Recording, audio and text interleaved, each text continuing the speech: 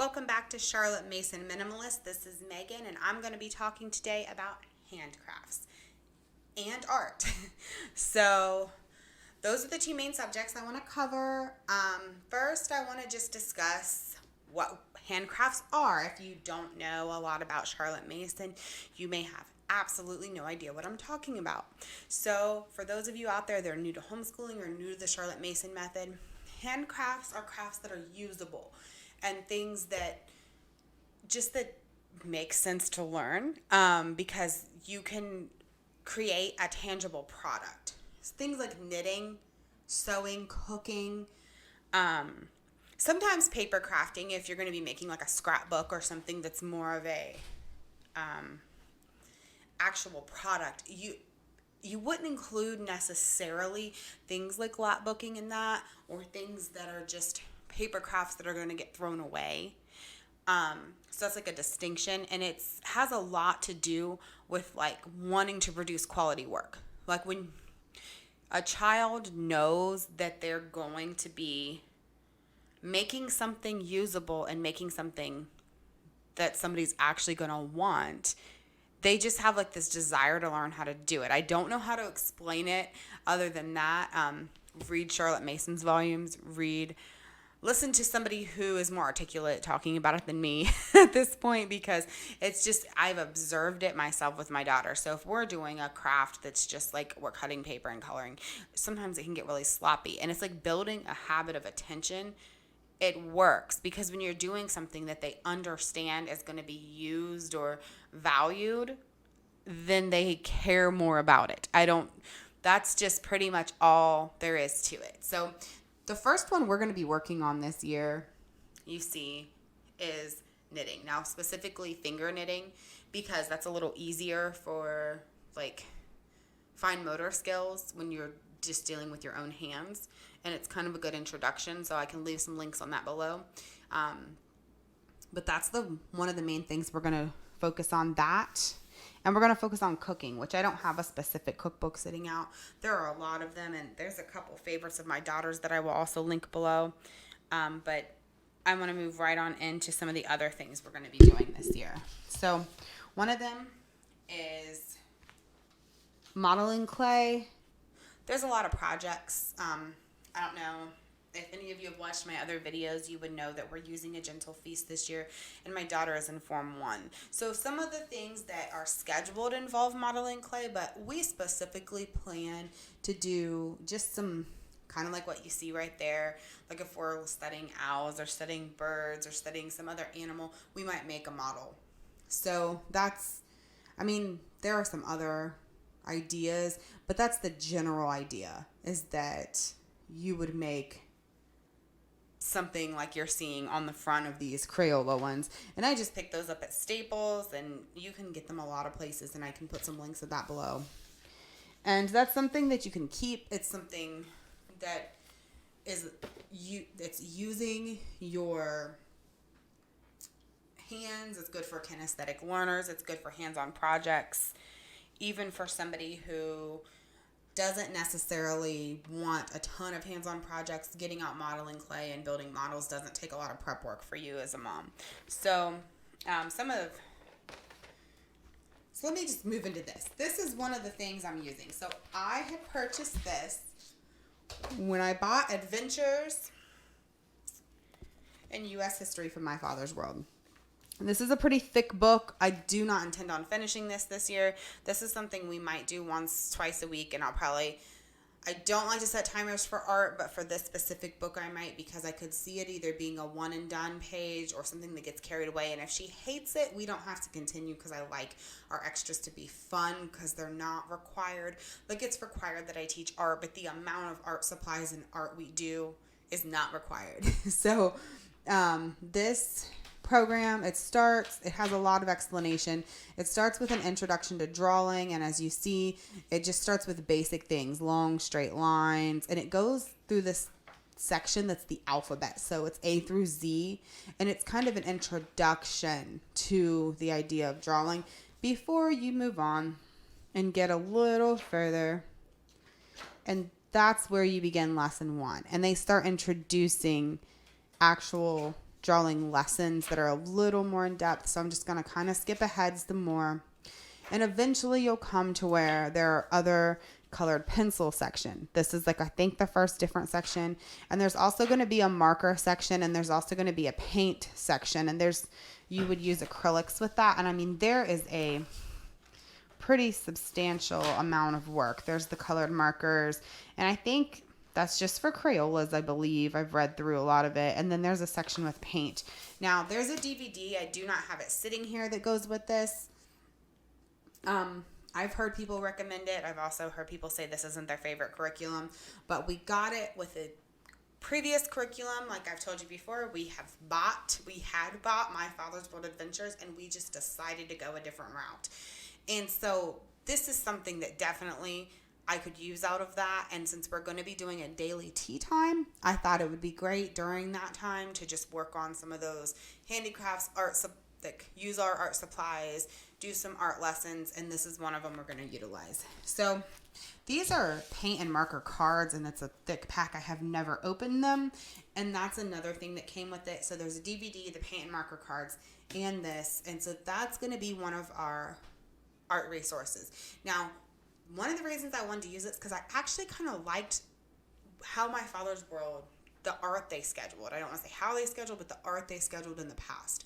So in kindergarten, there was just a lot of crafts. We did all of our kindergarten year with My Father's World, and we did enjoy a lot of the crafts we did. And then in first grade, we used Drawing with Children by Mona Brooks, and it's the Monart method, and we really liked that. Like, a lot of people have told me they weren't a fan, but we really, really enjoyed it. And so I figured if we liked that we would at least give this a try, since this was their next recommendation in line for art. So that's going to be our art curriculum this year. And so I don't want to say that's our only art curriculum, because we also will be using this once a week, and it's brushwork. And so you use this with watercolors, and I have a lot of different watercolors. This is what I specifically bought to use with this, and I'm hoping that is going to work out. Sorry about that noise. I hit my light. So I'm hoping that is going to work out this year using these watercolors. And I purchased those from Hobby Lobby. And they're a little different than a normal watercolor, because they're like a gel almost. And so we've used these a couple times. We did frescoes when we studied the island of Crete last year, and when we did that, we had to have this specific type of watercolor, and so that's the only time we ever used it. And so I'm hoping that'll just work right along with this brushwork. So let me show you how this works. You have to have watercolor grid paper. So this is an old book that's been reprinted, and I ordered it off of Amazon, and you see, they're just teaching brush strokes. Kind of like when you learn to write, you're learning the actual skill to use the brush instead of just handing a kid a brush. And I think that's important, because I think that's one of the biggest failures we have in art, is that we fail sometimes to teach. We just think it should be a natural ability. But you can't teach like natural skill, but you can teach technique. And so that's one of the reasons I purchased this. Now, if you purchase A Gentle Feast on their members only Facebook page, they have downloads where you can download a grid like this, and then you can use your watercolor paper if you have a printer. My Eco Tank, I don't think it's technically supposed to print it. And don't quote me on that, but I use it in it and it's fine. I just do one page at a time. And I have some of those. I don't think they're sitting here, but I was going to print some of those up. So Brushwork by Marion Hudson. That's going to be our other art curriculum. So we're going to do twice a week art on 2 different days. One will be watercolors and one will be out of that drawing book, which we may only get through the drawing and I can do all things this year. So let me show you some other resources I have. One of them are these graphic illustration markers. I purchased those for me and my daughter to use this year. They're similar to a Micron pen. I didn't want to invest in Micron pens right now. I wanted to see how we liked these before I did that. And I thought they would be a fun way for us to draw. We typically, and I don't have all my art supplies sitting out. I will do another video and link it below when I do that of just my art cart because I have a ton of art supplies, like a lot in the basement. So I didn't pull all those out. That's another video for another day, but I wanted to show you what we were using specifically this year. So we typically use Papermate Flair for drawing. That's what we used when we did Mona Brooks, the drawing with children. And I used that with our Bible journals. But I bought these Microns thinking maybe we would use those in some different things because they're different levels. And so this was a good deal at Hobby Lobby. They were $10.99 and I think I got half off. And they have different tips on them, and one of them even has a brush tip. So I thought those would be nice for our drawing. Also, I've showed these in another video, the oil pastels. I intend on doing some different pastel work this year. There's a couple different sites, and for some reason, my brain is failing me today. I've probably done too many videos. So there's another site. There's a site I'll link below that I've used before that my daughter liked doing pastels on, and we had chalk pastels before. I just wanted to try something different, and I still have, oh no, I didn't know that would come off if I went sideways, so I'll fix that. But we have used chalk pastels, and we have them in the basement. I didn't bring those out. And then Prismacolors, you'll probably see in like every video, I always rave about my Prismacolors, and we will use these and use them some more and more and more. And I had talked about it, and I am going to place another order for the botanical set. And I think there's another one that has to do with nature. The botanical one is specifically to do flowers with, but there's another one for nature. And all this is, it's just 2 layers of these. They're a little pricey, but if you're wanting to invest in an art supply, I highly recommend Prismacolors because they're great. These have been used by us. Now, I would say they're not an art supply I would just hand my daughter though, because I wouldn't want them to get destroyed. I wouldn't just let her run off with those, especially when she was younger. She's more mature now and she understands, like, these are my Prismacolors and I'm taking care of them. But when she was 5, she didn't get that, and she would have ran off with them if I would have handed her a box of Prismacolors. So some art supplies, she has tons of like Crayola and different things like that are always accessible to her. Some of the things like this, these are our special school art supplies, and I highly recommend anyone out there that's just teaching their children at home for the first time to designate that. Do not let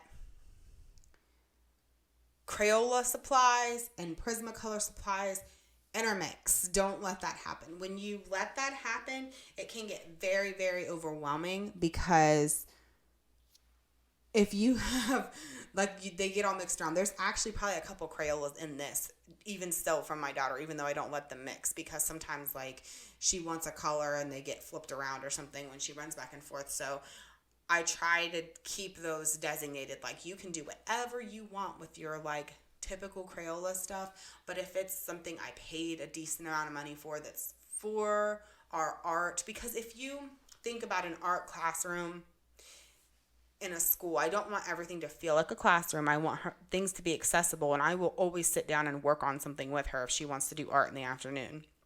But if you think of a typical art classroom, that's not how it works. Like, kids don't just come in and grab anything they want any day. Now, again, I don't want it to just feel like a classroom, but I also want her to understand how to like follow directions and take care of supplies, and understand that these are like a valuable resource that we purchased for learning about this topic or learning how to use in this way. And so some things are like, just be as creative as you want and do whatever you want with them. And other things, I'm like, well, I paid $20 for this watercolor, so we're going to treat them a little different than the $1 Crayola watercolor set you have, because those are 2 different resources. And that's just something that I have found I have to designate. Like, if she says, hey, can we use these today? It's never going to be no. It's going to be like, yeah, sure. In the afternoon when we have free time, we'll pull them out and do a project. If that's what you want to do, we'll sit out back and do it. Like, it's never going to be like something that I'm saying no to, but it's something that's like, we'll do it together, but you can't just run off with these and do some project by yourself because they're probably going to end up not taken care of that way. So I just wanted to kind of leave that little tidbit out there. Don't be discouraged in the area of buying art supplies, but also just be selective on how you handle that. So don't forget to hit subscribe and like below, and let me know what art supplies you're using this year. Let me know what you want to hear about, what you want to hear about in our school, what you want to hear about in our school day, and what you want to see on this channel. Have a good year.